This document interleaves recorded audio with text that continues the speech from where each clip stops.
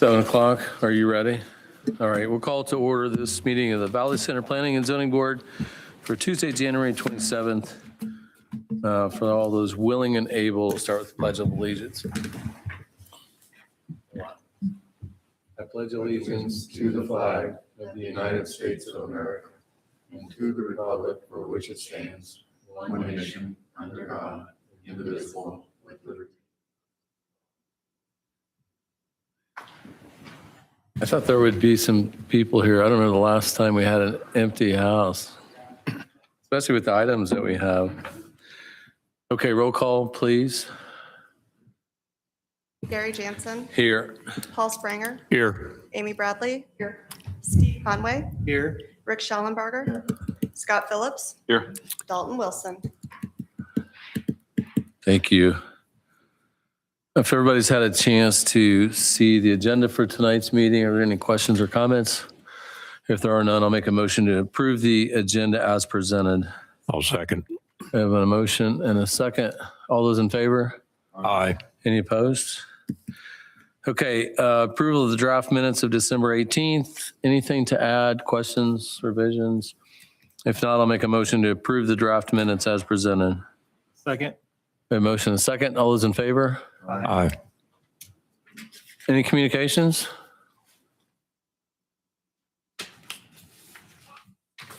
I will just share this evening that our new city administrator, Sandra Castens, is here this evening. So if you want to meet her after the meeting, you certainly can. Thank you. I was hoping you were going to get to that. Congratulations, welcome. Yeah. I was excited to run into the station last time. Yeah, good. Thank you. Glad to see that you're not running the AV like the last city administrator did. We'll be in a better place. I'm just making fun of Brent. It's all good. Okay. If nothing else, we'll move on to public hearings. The first public hearing is review of 2026-01 application of Tim McNeely pursuant to City Code 171008, who is petitioning for a variance to have no side yard setback for an accessory structure where code requires 15 feet on property address as 950 North Gale in Valley Center. I'll let you have at it. At 7:02, we'll open up the public hearing. All right. Good evening. Again, as you just mentioned, this is a variance request for a 0 foot side yard setback. This property has platted 30-foot setback on Gale and 20-foot setback on Goff. So being on a corner is a little unique. In R1B, typically one side can be less than the other. So the front of the home meets the front yard setback, and then the side can be shorter. This one being that it has a platted setback of 20 feet, they need a variance to be able to build within that setback. It is kind of hard to see on the map up on the screen. Their fence line actually, based on the GIS map, their fence line looks to be a little beyond the property line. GIS is not 100% accurate, so it's hard to tell. But in talking with Tim, we basically have said that, if the variance is approved, we will not allow them to build up against the fence because that appears to be across the property line, but they could build at the property line if approved. He's applied for a 14 by 14 shed. He could potentially go bigger if he needed to. The biggest thing with this is we need to make sure that he meets fire code. Right now there's room. If he did a 14 by 14 shed, he has enough room between the shed and the home if he's able to build on the property line. We would also make sure that his placement is not too far forward to not impede the sight lines from those that are on Gale trying to turn onto Goff. This was published in the Ark Valley News, and notice was sent to all the neighbors within 200 feet. I did receive one phone call from a couple neighbors north, and she was more curious about the easements that they share that go up through her property. She didn't necessarily have any issues with him building on the property line. Staff do recommend approval, and the applicant is here this evening if you have any questions for him. Thank you, Kyle. Anybody have questions? I guess I would have one question. Is this going to be literally on the property line, or is it coming back just a few feet? So he is requesting it to be on the property line. And there's been a survey for that. Have you or an old survey on that lot? So he said no, he has not had a survey.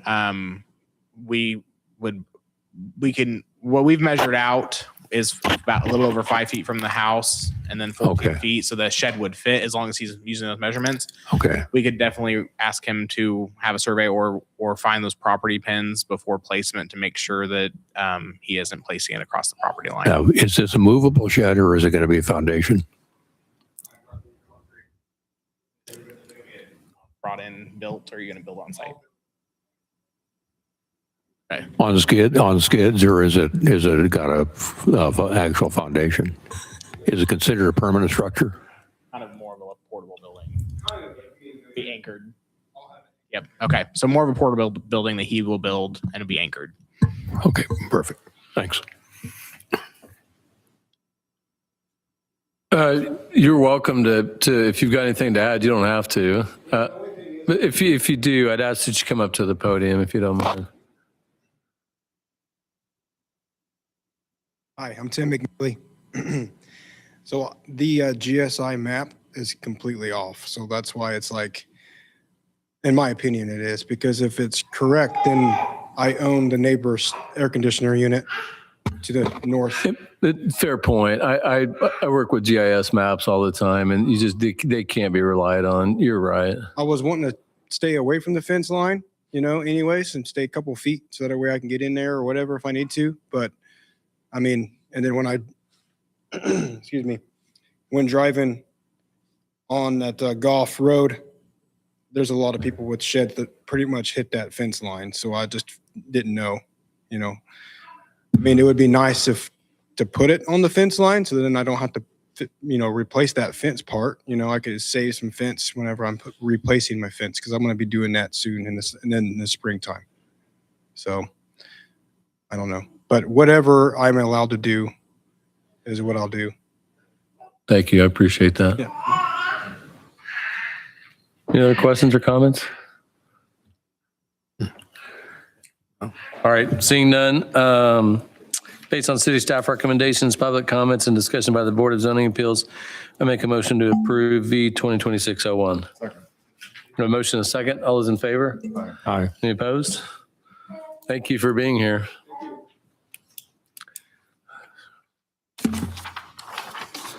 Oh, we didn't close the public hearing. Sorry, it's 7:07. Now we'll close the public hearing after we already made a decision. At least we closed it. Sorry, I missed that.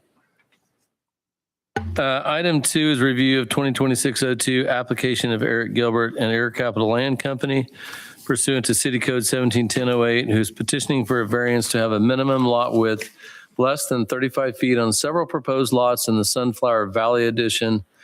The parcels are 1A, 3A, 21, 41, 43, and 45A, part of Lot 1, Block B, Sunflower Valley Edition, 492 East Harper and Valley Center. 7:08 will open the public hearing. Kyle, you got it. All righty. Good evening again. So you might recall last month you approved the lot splits for the subdivision, minus these ones in their individual pieces. They were approved last month with the whole duplex on its own lot.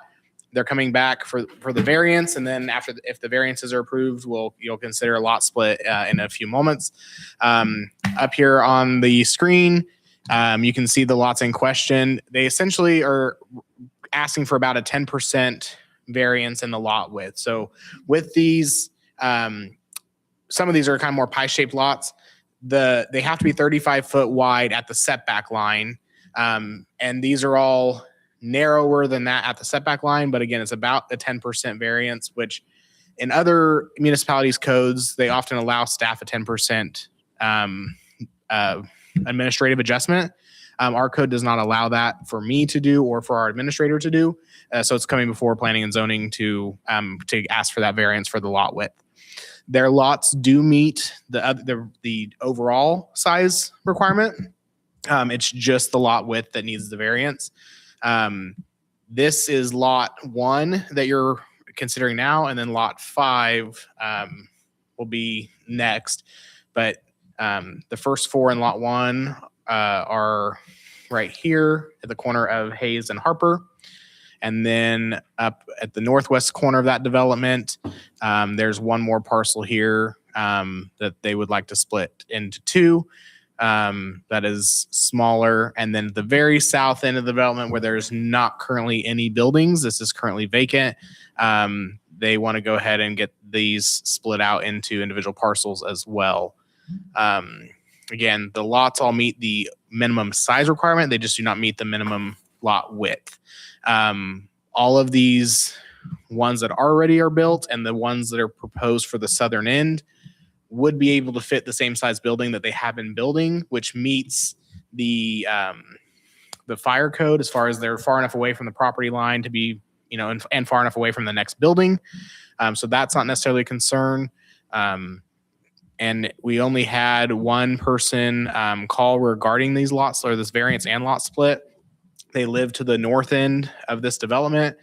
And they, after learning that nothing was really changing, because they said that they're like, so the houses are already there. And I said, yeah, their only difference is now they'll be able to sell them individually. He goes, oh, that doesn't affect me. And he was fine with it. So staff are recommending approval of this variance, and I will stand for any questions you might have. Go back to that last part. And I know I drove by here before, but I don't even remember what I saw. When I heard you say, I'm curious now, sell them individually. Mhm. Are there multiple houses on one lot now? So right now, this lot up here at the northwest has a duplex unit on it. And then these, sorry, let me say that again. This lot and this lot have one duplex across those two. And then this lot, these two lots here, 3 and 4, have one duplex across those two. And lots 1 and 2 have a duplex across those. So the lines would be right down the middle of the duplex. This is truly a duplex that they're putting a property line right in the middle of the duplex. Be essentially creating a townhome so that way they can sell. They originally wanted to sell this entire development as to an investor, and they have marketed it and have not had luck with that. And so they had done condominium lot splits on lot 3, which you can kind of see at the middle part of that upper map, and lot 4. Those were already done previously before I was here. And they started selling those, and they decided they wanted to try and do that with the rest of the development and sell them each side individually. What's that? Sounds like it's going to go. Well, it already is. That's what you're saying is already there. Got it. That I've seen and heard of that before. It's interesting to me. I don't know what happens when you have a problem with the common wall. And this, There's two this separate one, property one owners, of the but- fortunate things, when this development was being done, our building inspector, because of the ones that were already split, our building inspector was having them have firewalls like a townhome instead of a duplex. So there's a different code requirement. So I believe, to my knowledge, all of these have the appropriate firewalls for being a townhome versus a duplex. So there is a different code requirement for that. Yeah. And so that was one of the things that I'm glad that he had that forethought. Yeah. That It's already been helps. split once. And so he was trying to make sure that we were trying to be as up to date with our codes as possible. Got it. Thank you. Any questions, comments? Do I need to ask if there's anybody in the audience who'd like to speak on this item? Seeing none, it's 7:13. We'll close the public hearing. Anything else to add? Okay, if not, based on city staff recommendations, public comments, and discussion by the Board of Zoning Appeals, I make a motion to approve V 2026-02. Second. A motion and a second. All those in favor? Aye. Moving on. Item 3 is review of V 2026-03, application of Philip Ruffo pursuant to City Code 171008, who is petitioning for a variance to have a minimum lot width less than 35 feet on several proposed lots in the Sunflower Valley Edition. The parcels are C, D, E, F, and G, H, part of Lot 5, Block B, Sunflower Valley Edition, 844 South J in Valley Center. We'll open the public hearing at 7:14. Alrighty, so just like the last one, you previously approved lot splits on a part of this parcel. These bottom 4 lots that you can see on this map are what are being proposed. These middle lines are currently not there, and they're asking for these to be split into 4 parcels, and then this lot right here to be split into 2. Again, these already have duplexes on them. These corner ones actually meet the frontage requirements. It's just the inside lots that require these 2 to have the variance. And then this parcel over here as well, they are both less than the 35 feet. This one, we did put notice out. I did not have any calls on this variance, and staff do recommend approval of this one as well. Thank you. Same deal, similar duplex is already there. Got it. Any questions, comments? Nobody from the public like to speak on this item? 7:15, we'll close the public hearing and keep on moving. So based on city staff recommendations, public comments, and discussion by the Board of Zoning Appeals, I make a motion to approve V 2026-03. Second. We have a motion, a second. All those in favor? Aye. All right. Item 4 is review of LS 2026-01, application of Eric Gilbert and Air Capital Land Company pursuant to City Code 160901, who is petitioning for lot splits involving the splitting of property the applicant owns and is currently addressed as 429 East Harper Street, Valley Center, Kansas. Parcels 1A, 3A, 21A, 41A, 43A, and 45A. 7:16, we'll open the public hearing. So again, this is the variance you just approved for the minimum lot width. So now this is to approve or consider to approve actually splitting of these lots. If you approve that, I'll prepare a lot split document and provide that to the owner. I recommend approval. No reason why this doesn't work along like the rest of it, right? Correct. Okay, thank you. Any questions, comments? Nobody from the Yes. public wants to go ahead. Yeah, is this product going to be duplexes again? Correct. Yeah, so these, again, this is the same as if the first variance you approved.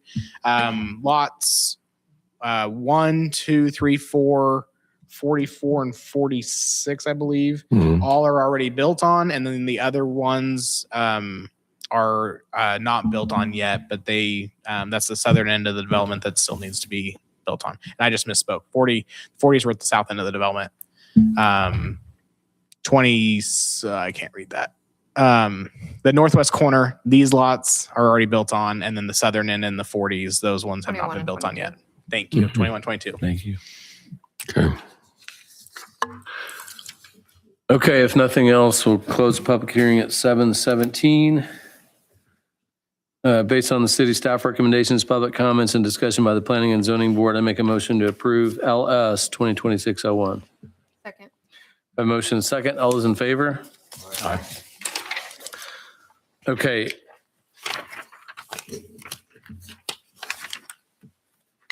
This is our last public hearing item. I didn't see a 6 or 7 on here. Review of item 5 is a review of LS 2026-02, application of Philip Ruffo and RMC LLC pursuant to City Code 160901, is petitioning for lot splits involving the splitting of property. The applicant owns and is currently addressed as 844 South J Street, Valley Center, parcel CD, EF, and GH. We'll open the public hearing at 7:18. Alrighty, again, this is the variance that you just approved for the minimum lot width. Now the splitting of these lots. Again, these are already built on with duplexes. These lot lines will be down the middle, just like the previous lot split that you approved. No objections from the public on this, and staff recommend approval. Thank you. I'm going to ask the dumb question of the night. Now that it dawned on me, it seems like this was done backwards. Why wasn't the lot split done first and then the variance That to again the? comes into the original plan was for the developer to build it and sell it as one entire duplex community, and they marketed it and did not have enough interest. Wait, and hang on a minute. Let me ask that a different way. Why didn't we approve the lot splits first and then the variance to the width? That seems to me like that would have been the right order. if you would have approved the lot splits and then not approved the variance, then the lots wouldn't be able to be split. But the variance doesn't mean anything if the lots aren't split. I'm not trying to argue with you. I just wondered why it was that way. My Technical idea, point. my intention was if you don't approve the variance, then we won't consider the lot split. Fair enough. I was just curious, nothing else. Okay, good enough. No comments. 7:20, we'll close the public hearing. Might as well wrap this up. Based on the city staff recommendations, public comments, and discussion by the Planning and Zoning Board, I make a motion to approve LS 2026-02. Okay. A motion and a second. All those in favor? Perfect. Thank you. Any old unfinished business? I didn't see 6 and 7 here. I just want to make sure I didn't miss something. No. Did I? No, don't worry about it. I It's just numbered, want to make sorry. sure you're good. What?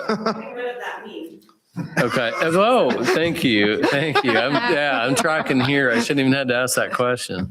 I'm not trying to be that guy getting everyone technicalities tonight. I just want to make sure I wasn't missing anything. Appreciate you catching that, and I apologize. For just over old business, I know we discussed setting the last meeting.